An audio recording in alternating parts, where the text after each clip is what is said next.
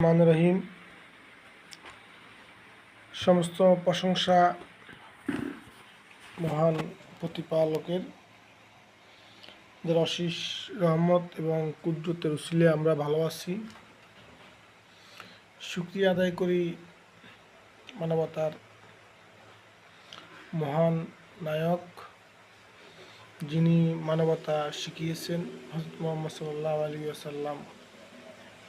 মাহে রমজান মোবারকবাদ। এদের আচার ব্যবহার এবং এদের কাজকর্ম অত্যন্ত ন্যাক্কারজনক।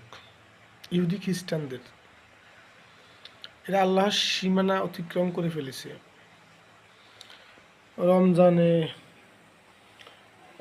ইফতার বাকি আর 2 মিনিট আছে, এই সময় তারা বিশ্বের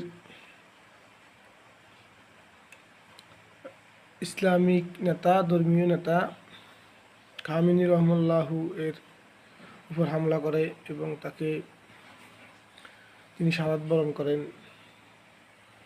আল্লাহ ওনাকেও বেহেশতের উচ্চ মর্যাদা সম্মানিত করুক, আমিন।